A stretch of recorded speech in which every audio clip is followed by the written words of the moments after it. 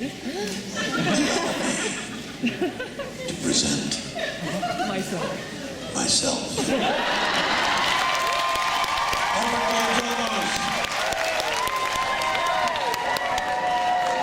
say we are. So say we are. So say we are. So say we are. So say we are. Yes. Toronto. Second time I've been here. I was here in 2008, and it's taken me entirely too long to return. My apologies to all of you, but I'm here.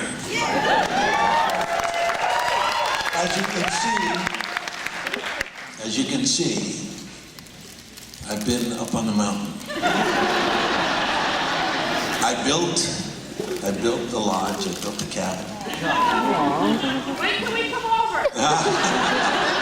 You gotta go back about 200,000 years and you might make it.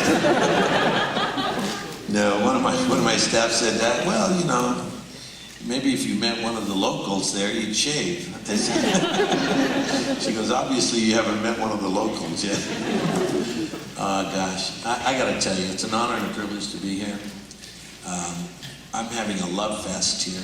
I mean, since the moment at 10 o'clock when I walked in, there were people waiting. How many of you came and got an autograph and talked to me and said hello? And I like to write. I like to talk, so if you haven't come over, just come on by. You don't have to buy anything, you just come on by.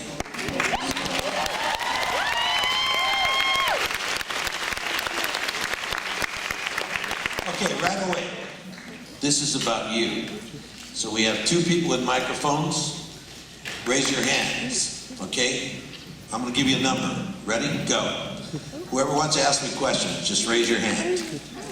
Who's for one? Right up there. 1, 2, 3, 4, 5, 6.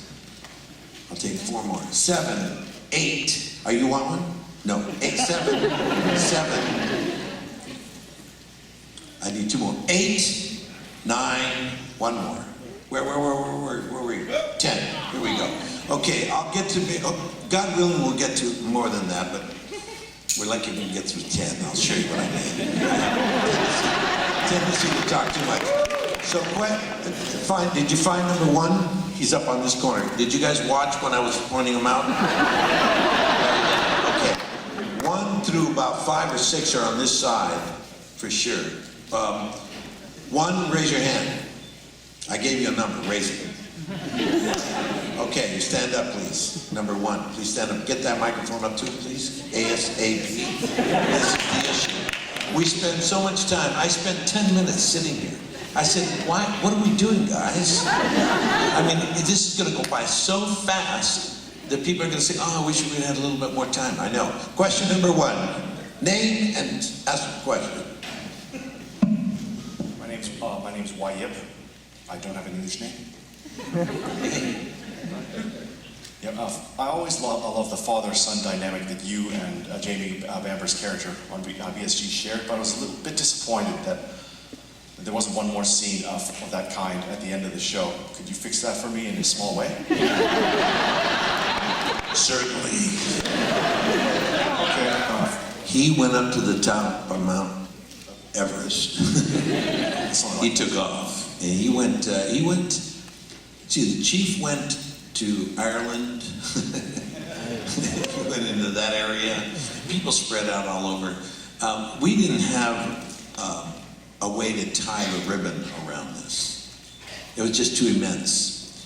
I wanted it to go for another 5 years.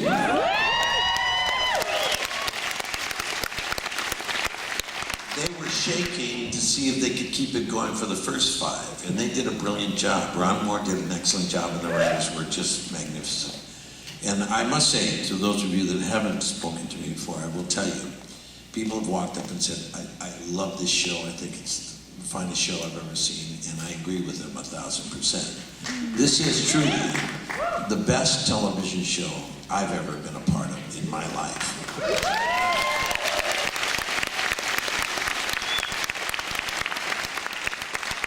lot of work, and I've been very grateful for that work, but this was way beyond the beyond.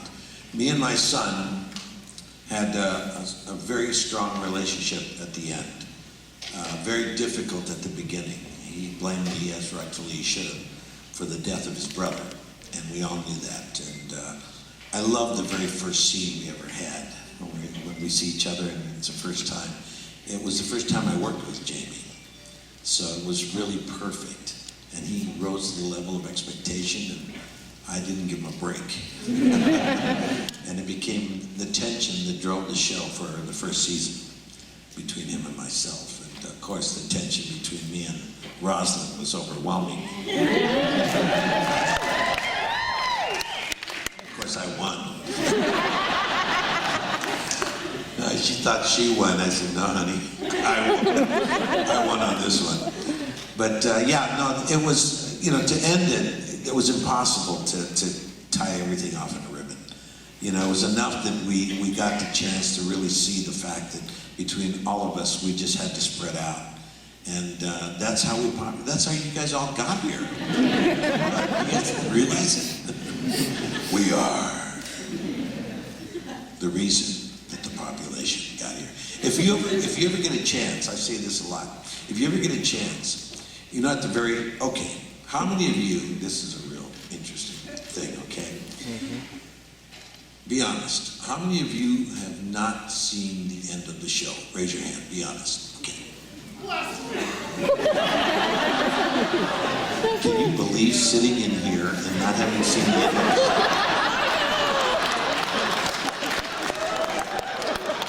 I don't laugh at you. We are with you 1,000%. We're laughing at the fact that how in the world do you have the courage to come in here? Because this is such spoiler heaven. You're going to be like, there's some spoilers that are coming at you right at this moment that you have no idea that you wish you would have never heard it. You wish you would have got to the end on your own. But there's too many people in here that have seen the end of the show, and I will tell you this much. When you reach the end of the show, and I will not spoil it for those people, when you get to the end of the show, Battlestar Galactica, and it goes to black, and the very last scene is done between ball turn number 6, okay? You guys know what I'm talking about. Yeah. Put in Blade Runner.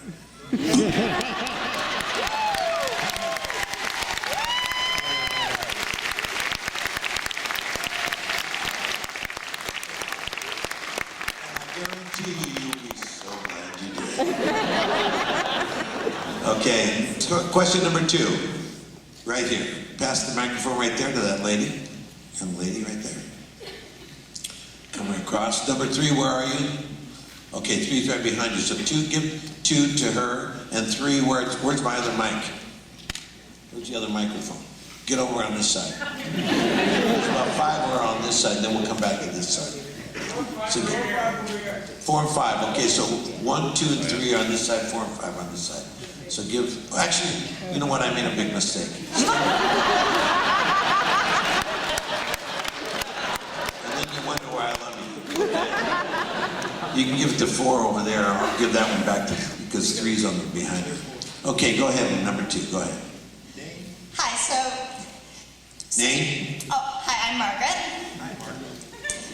So season 4, especially the second half, was a little emotionally devastating, especially given your terrible habit of making the viewer feel what Adama is feeling.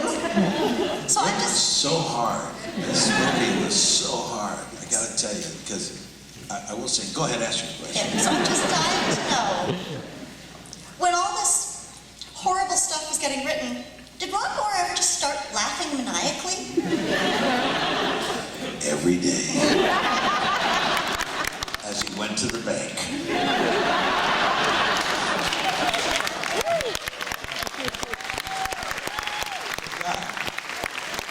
guy was just in nirvana. At the time we did this, you gotta remember, it was pretty much a situation where none of us had ever been through anything like this. Ron had, of course, done a lot of work He had done a lot of work with Star Trek. He had done a lot of great work in his life. He was coming off of the Carney. That was a show that he was writing and was the lead writer on it. And what ended up happening was what we all experienced, which was something unexpected and totally revolutionary in the construct of science fiction, but more than that, of drama, human drama. The reason I say that is because I don't know how many of you saw in 2009 the presentation that we did at the UN. How many of you saw that? For those of you that didn't see it, go online and just put down Battlestar Galactica at the United Nations. Okay? And watch the 4-minute, 5-minute version, because it goes on for 3.5 hours. Now you laugh, but get a load of this. There's not one television show that's ever been brought into the UN, to the world, okay? Now we're talking about the United Nations, okay? The place was jam-packed, okay? And they brought us in there to discuss reconciliation on this planet right now in 2009, children in war, right to choose, right to life, suicide bombing, terrorism. That's what we discussed at the UN because of our show. They would show a 5-minute clip, and then the person, the executive director in charge of that precise understanding of, say, reconciliation, would speak for about 20 minutes, and then the whole world would be able to ask questions to us. Now, there's not one show that's ever been done that can honestly hold that position of being able to speak clearly about issues that affect every single human being, whether you be black, white, brown, yellow, red, whether you be Muslim or Jew or Catholic, whether you be, Iranian or, African. No show, no West Wing, no NYPD Blue. I don't care what show you try to do, like Lost, Breaking Bad. Can you get the entire planet to sit there and discuss with a sense of understanding that there is something being done at the moment off of a pop television show? That is what this really became, the issue with this particular show. It became something that was way beyond anybody's wildest imagination. And I told the kids, I told everybody, including Ron, I said, I've been doing this for like 40-something years by the time I was doing the show. And this was 10 years ago. I'm going on 50 years of doing this stuff. I know, I look good, but...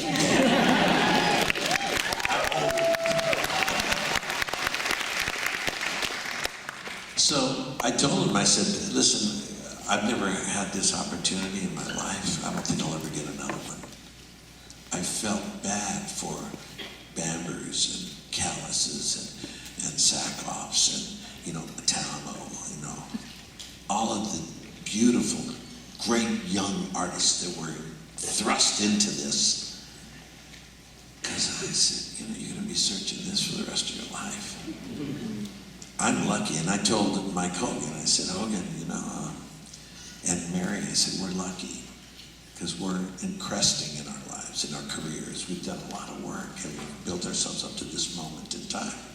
We don't have that much longer to carry the strength of what we got from the show. They have to carry it for the duration of their life, and they're quite young. So, and granted, I said, you're going to find yourself in pieces of work that will really give you a great sense of satisfaction. But there will be nothing that will get close to what happened on this show.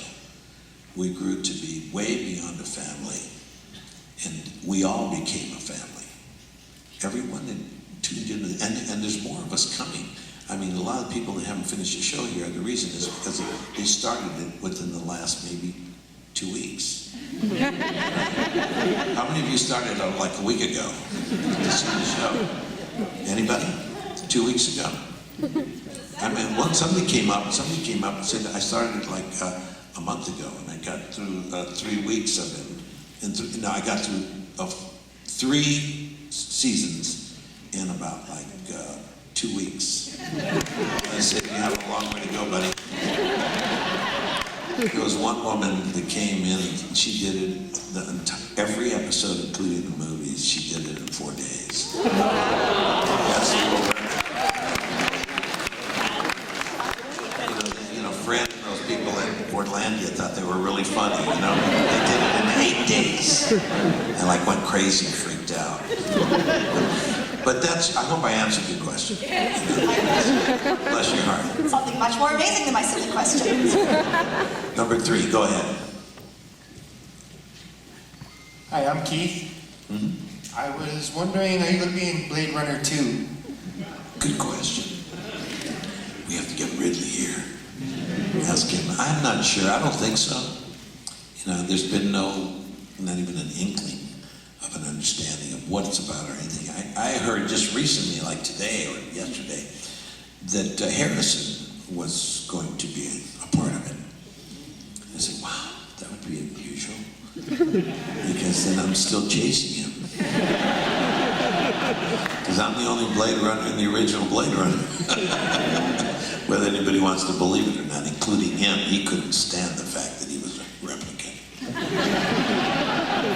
I'm serious as a heart attack.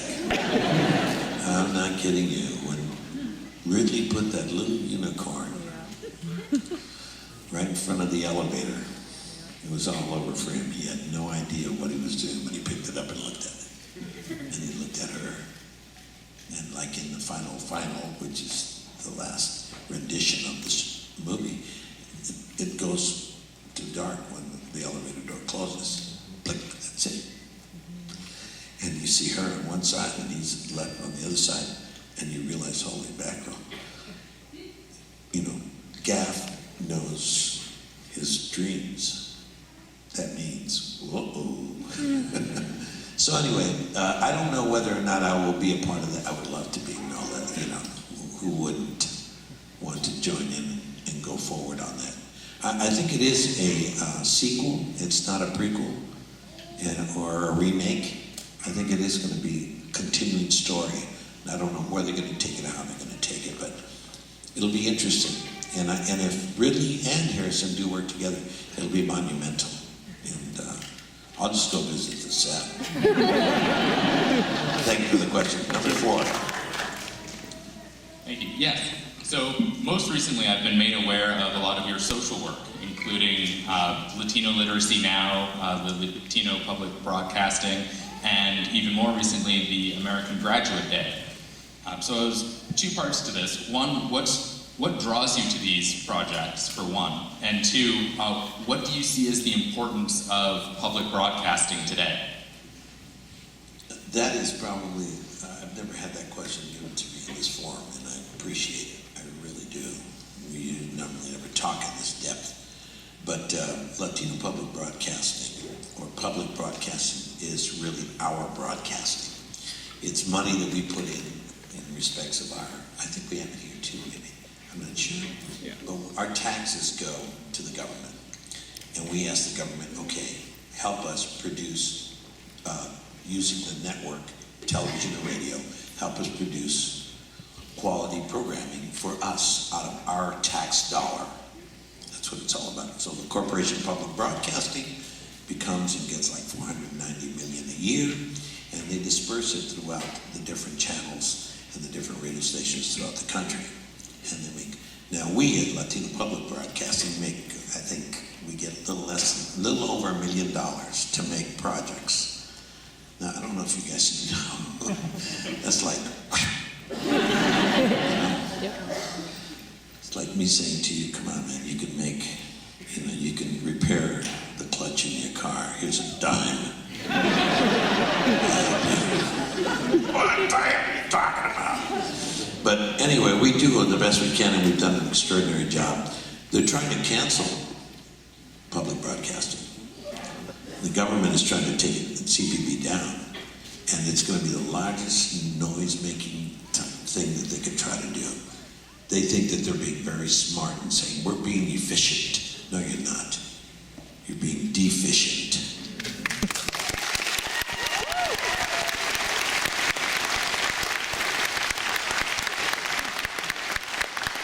Our government in the United States of America, and maybe here too, wastes more money and has created something that will destroy us, all of us, with their fiat money.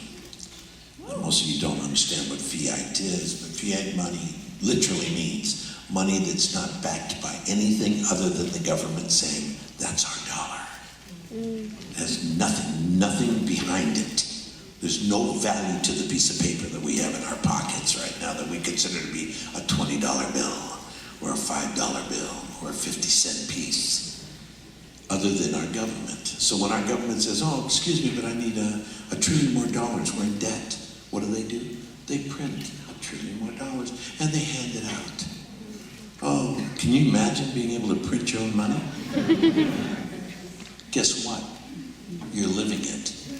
Your government is doing exactly what you know in your mind is wrong. You cannot print your own money. Neither can our government. And we're doing it in the whole planet. We started doing it in 1972. And it hurts me because our children's children are going to get bombastically wiped out. I can't even imagine what's going to happen when the dollar collapses in the United States. I have no idea. Either do they. They went crazy in 2008 when, Morgan Stanley and all these idiots went bankrupt. I said, how can Lehman Brothers go bankrupt? Hey, are you kidding me? How do you go bankrupt? Where's all the money? Where's all the money? Well, go look at the houses they live in. Look at their paychecks over the last 30 years, 40 years. Look at every banker. Have you noticed how many bankers have committed suicide in the last 8 months? Has anybody paid attention to that? Raise your hand if you have. Interesting, isn't it? I mean, people don't even realize it. Check it out. Go online after we're done. Google bankers that have committed suicide this year. You're going to run into 12. Wow. 12 different bankers from all over the world have committed suicide. Over 600 managers of banks and presidents of banks have quit the banking system in the last year. Why do you think they're doing this? Guilt? Or maybe they just want another kind of job. Whatever their feeling is, we're in trouble. And I say to all of us, I'm not going to give you an answer to it, I can't. But what I can do is alert you so that it doesn't catch you like deer in front of headlights. So when you hear it come, say, hey, the Admiral told us about this.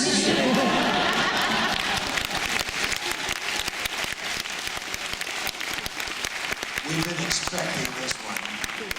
Doesn't mean there's going to be an answer for it, but they won't catch you by surprise. The only thing I ask of you is the same thing I tell all the people when I speak in seminars and lecture throughout the United States and around the world. I just say, don't become violent. Non-violent social disobedience is what you use. Gandhi rejected it, he understood it. So whatever they do to us as a government and our world starts to collapse and they shut down all the banks, don't go crazy burning down your own city. Okay? Don't go crazy. Jump out of the front seat and grab your friends and everybody, sit down, and when they all tell you, go inside your house, say, no, we're going to sit right here in front of our houses and say, what are you guys doing? We'll arrest you. Arrest us for sitting in front of our seats in our houses. Go ahead. I can't stop you from doing that, but you can't force me to go inside either. You have, martial law, but basically, guess what? It's done. You guys have to get yourselves together. We're not being violent. We're not being anything. We're sitting here to tell you right now. I have my children sitting here. I'm sitting here. You guys have placed us in a terrible position. We didn't make it happen. You guys did. And your police department, have you seen our police departments lately? It's like getting out the military. Boom! It's terrible what's happening. And I don't mean to scare all of us. I mean to really inform you so that you won't be scared. Do not use violence to go against what is coming at us. It's not going to work. So just study Gandhi a lot and get ready for it, because basically something's coming. I don't know what it is, but something's coming. I mean, they can't just continue to print money, can they? Yes. I wish they could, but I don't think they can. I think sometimes something's going to happen. I don't know what it is. Next question, number 5. Go ahead. Can you imagine? My name is Ricky. On behalf of my girlfriend and myself, I want to thank you very, very much for your role in Battlestar Galactica. You are absolutely amazing. You made me cry a couple times. And I think of myself as a big macho guy, so thank you to bring me down. If I can ask 2 questions really quickly. One, what was your favorite song or composement from Battlestar Galactica? Mine was All Along the Watchtower, as it's a remade song. It fitted perfectly with the TV show. I just want to know what yours was. And 2,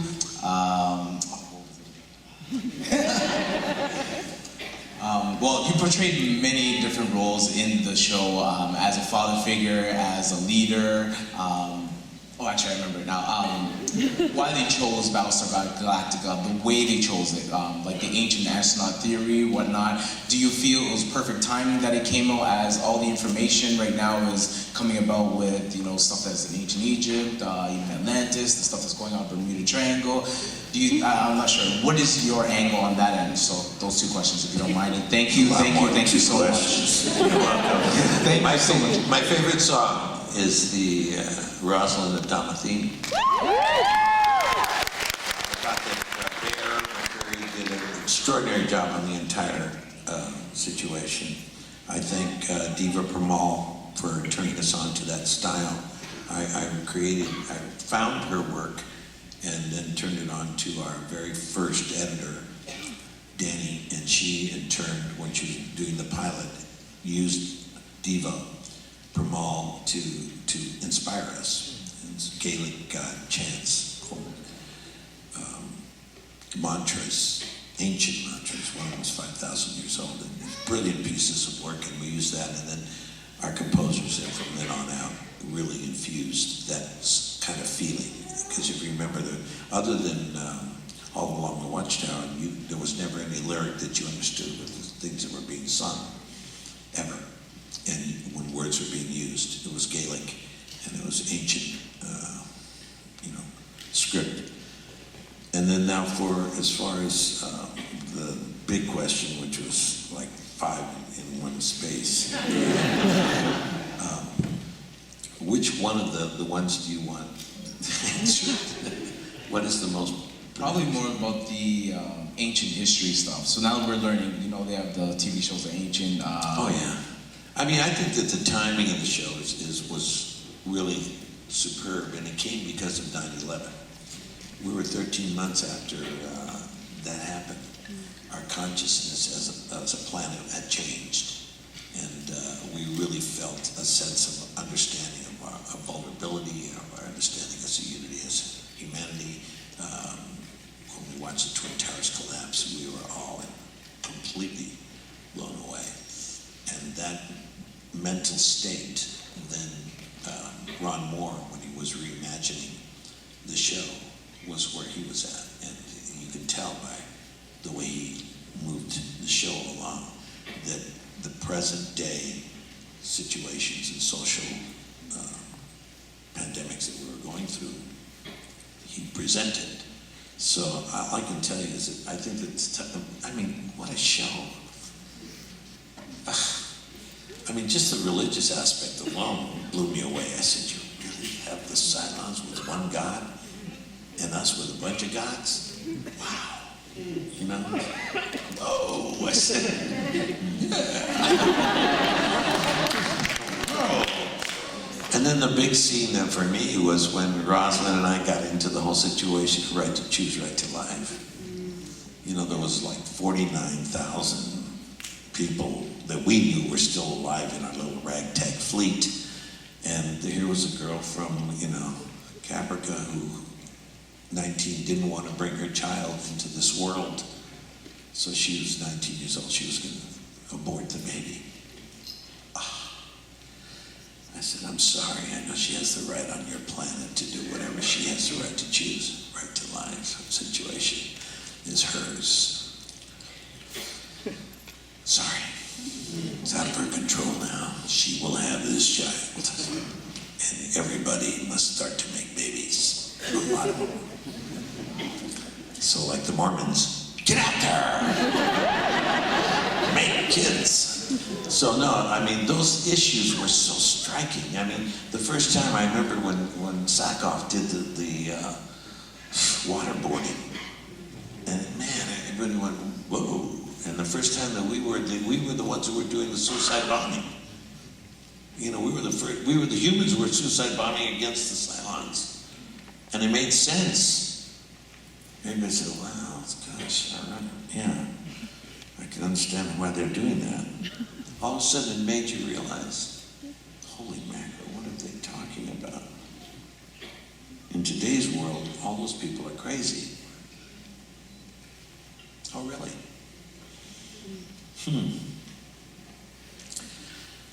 One man's terrorist is another man's hero, is that how it goes? Whew. It's really difficult times we live in. And I was grateful for the show because it made everybody, it made this UN go crazy. I'm telling you, they invited us there. Can you imagine? I didn't know what we were doing there. I said, what are we here for? They go, we're speaking. I said, well, great. We're speaking about what? This is the UN, man. And Whoopi Goldberg was the moderator. Did you believe it? I said, wow, that was pretty heavy. It was pretty great. Okay, number 6, where are you? Right here. 7, where are you? Bring the microphone down here to 7. Go ahead, 6. First, thank you so much for enlightening us all and spreading this important information. Not only did Battlestar Galactica deal with these issues and kind of continuing where, you know, Star Trek started, that kind of thing, it's so important to keep talking about it in this age of you know, social networking where we're actually getting further apart from people, right? So it's important to talk about coming together, being community, and I thought, in the spirit of that, can I come and give you a hug? Yeah.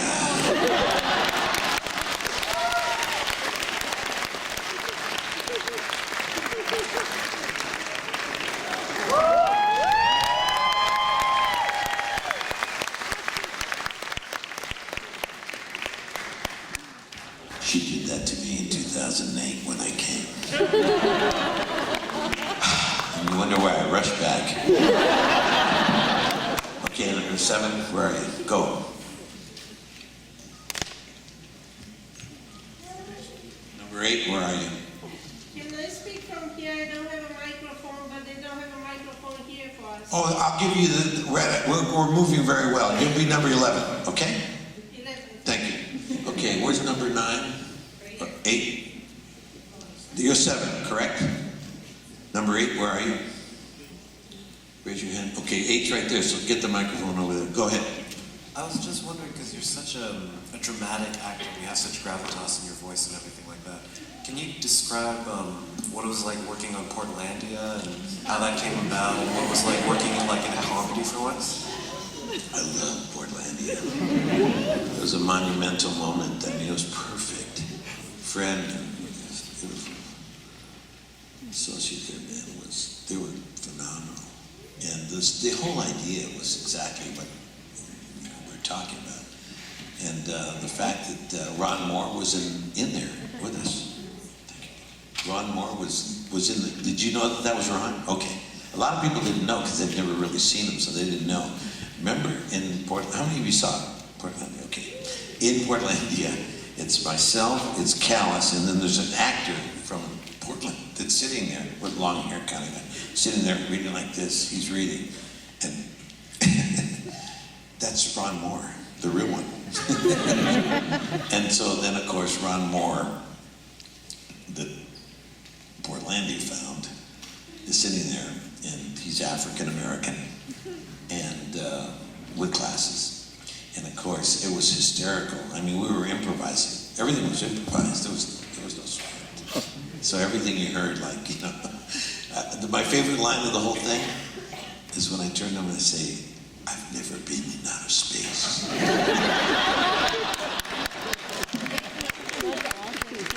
We all died. Right, went over the top also. I mean, it was really monumental. I love doing comedy. I do. I mean, I really started in comedy. I did a lot more when I started in theater, we did a lot of comedy. We did a lot of drama too, but there was a lot of improvisational stuff. And we had a great time, and it's really fun because when you're really serious and it's situational, and it's humorous, it's funny, it's really funny. I wasn't being a goofball, but at the same time, you know, it's extreme. I was very serious, and it was hysterical. And that's the kind of humor I like. Situational comedy is, for me, like, fantastic. I'd do it all day long. We did it on Tie Me Up, Tie Me Down. Do you remember that episode, number 9 of the first season? When Ellen comes home? And, you know, she starts touching...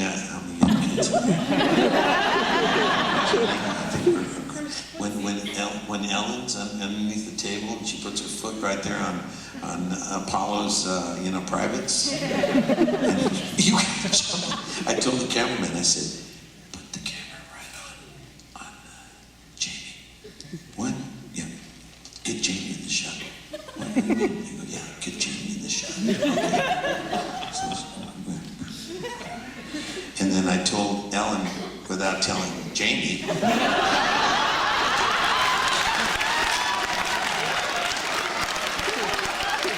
I put the camera under the table.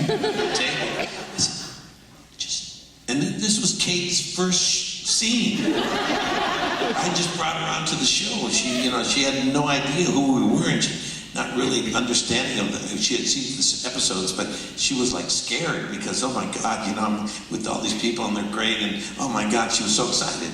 So I said, do me a favor. And she goes, yeah, touch him. Put your foot right on him. Okay. I knew I had found the right Ellen boy. And then when I got him outside and I told Ellen, go up on the scaffolds and be hanging there. And then when the XO comes over, throw your legs around his head and pull him into you. Okay. She loved it. Oh God, she loved it. And so we all did. We all laughed like crazy.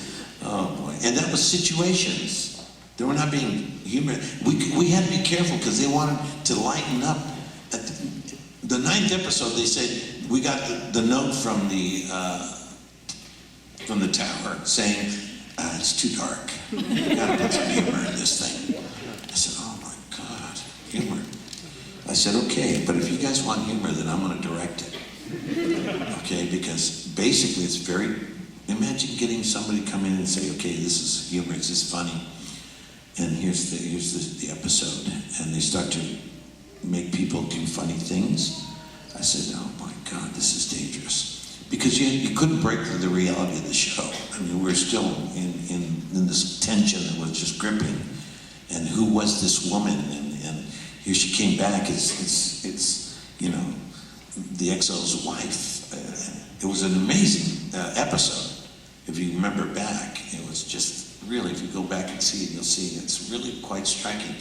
And the reason is because of the situations that the characters found themselves in. So yeah, I loved Portlandia. That was a situational, comedy. And as is this was, number 9. It was Tie Me Up, Tie Me Down. What was my first directorial in the show. So I really appreciate it. Okay, that's your 7, 8. Go ahead. Hi, my name's Chris. Where's 9? Microphone over here as soon as you get it from him. Go ahead. I was wondering if there were any props that you managed to steal off the set. Yeah. Believe me when I tell you, for all of us that are here, they wouldn't let us take anything.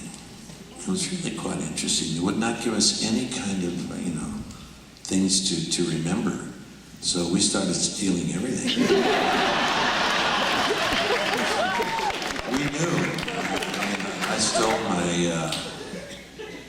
my uniforms, flight suit, and my uniform. They were what happened to them? I said, I gave them in. I don't know. It's terrible, but it was really sad that they did that to us. I mean, they were trying to make their money back off of the, stuff that were really memorabilia that to us was just incredibly, we had given them so much. Make another one. Whatever you want to do, but give us something. And they wouldn't even give us like the clock on the wall. That's what the hell's wrong with you guys? Sorry, no, it's ours. Okay, it's yours. Keep it. Don't make, $100, $150 in auction, whatever. Anyway, enough said. I buried myself already. 9, go ahead. 10, where are you? Okay, give them the microphone. Then when that one's done, just got to run upstairs. I'm Jeremy. Go ahead, I know Jeremy. that you're involved in a great organization called Waterkeeper Alliance, and I was hoping to learn more about how you got involved and just what your thoughts are about preservation of water in the world, and especially in the American Southwest. Yeah, I got involved. Friends of mine, Bobby Kennedy and those people that all created the Waterkeeper back on the Hudson back 20-some odd years ago to save the Hudson because the Hudson was unswimmable. You couldn't even put your foot in it. You'd get something would happen to you. Turn green or something. It was just ugly. The water had been polluted to the point where you couldn't even swim in it. So they cleaned it. It took them a long time, but that's where the Waterkeeper started, and now it's spread all over the world.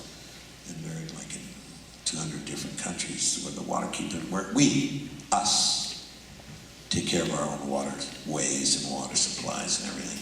And nobody gets paid. They're all volunteer. All the Waterkeepers are volunteers. And there's usually one or two people that kind of like patrol the rivers. They have them here. They have great Waterkeepers here. And you guys are right on. We're in trouble. In our country, it's really bad. Because the whole idea, again, this is really kind of negative. What are you going to do? You ask the question. Don't ask me the question, I wouldn't have to give you the answer. You ask the question, I'll give you the answer. There are a lot of people, the 1% of the 1% on the planet, are buying all the natural resources, okay? And they're buying it at a rate that is overwhelming. Right now they own 40% of all the natural resources on the planet. You say, what are you talking about? Well, what's the 1% of 1%? Check it out, all right? You'll find out. But anyway, they're buying water, the watersheds. Entire mountains they're getting and buying them. Clean water will be costing you a fortune. And you'll have to pay for it. Now that's where I say, be careful that you don't use violence to try to get it back. Nonviolent civil disobedience. That works. Like all of us turn around and say, oh yeah? Then you work. You do everything. We as a whole stop working, stop creating, stop giving you this whole world that you consider to be yours.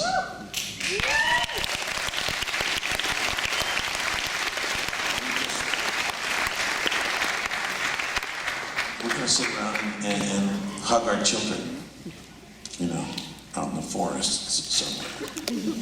It's really pathetic what's happening.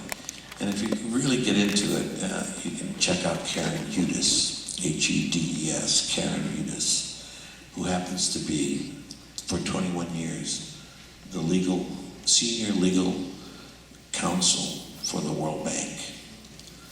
And in 2007, she turned whistleblower. You've heard nothing about her. There's a reason for it. But just look at what she's saying. That's all I'm going to say. Number 10. Go ahead. Hi, my name's Grant. Mr. Olmos, as an actor, a wonderful actor whose career spanned many decades, is there any advice you can give to any of the aspiring actors here? Yeah. Number one, most important, don't stop.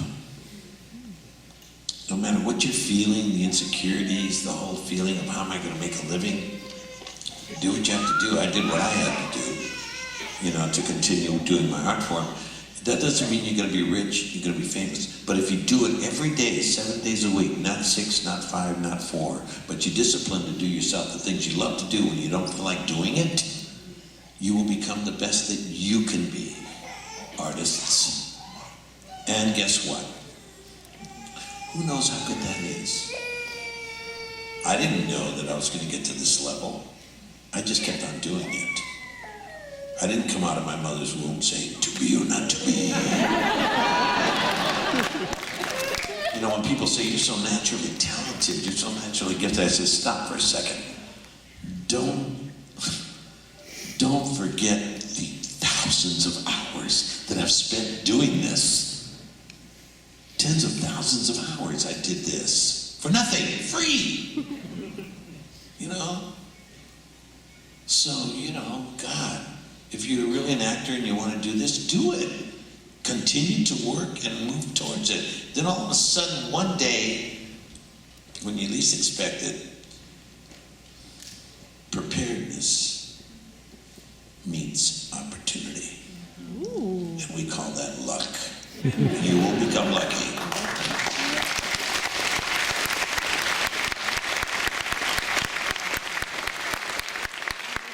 Where's my lady from the top? There you go. And just holler it out.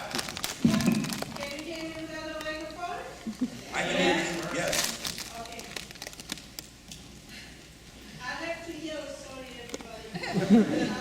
First of all, I'm one of those people who kept watching Battlestar Galactica hours and hours and hours. I couldn't stop watching it until I finished watching it, and I want to watch it again.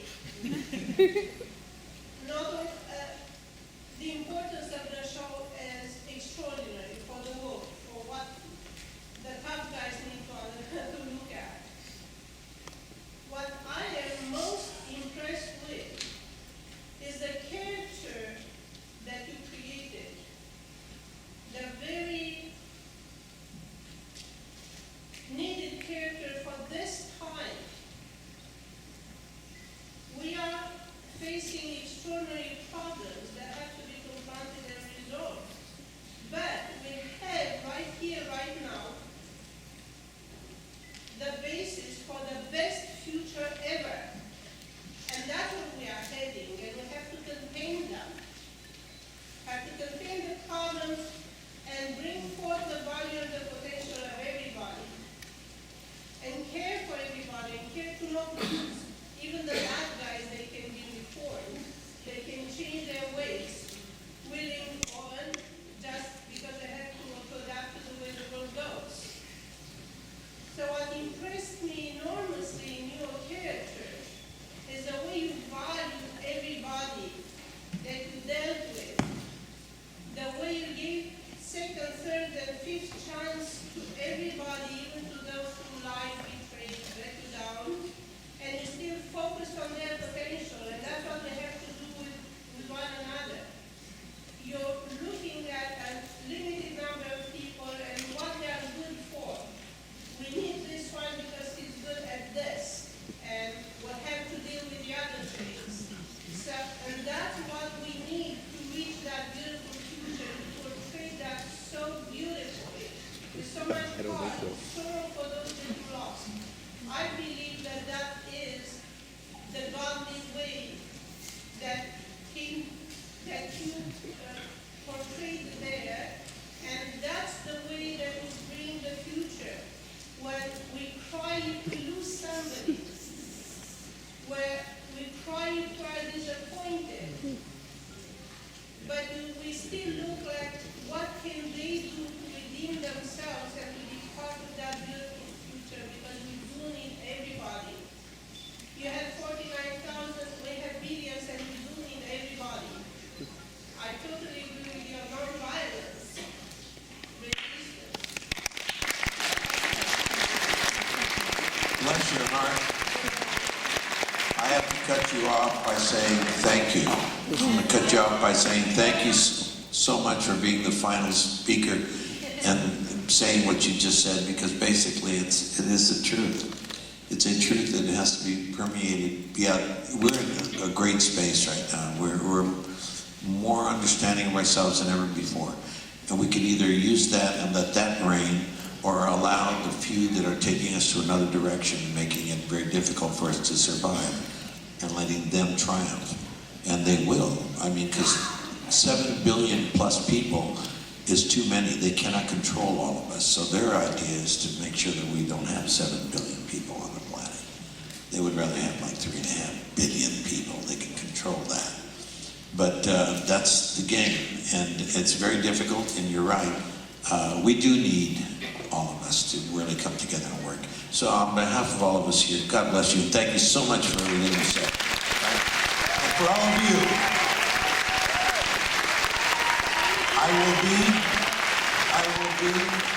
I will be sitting there.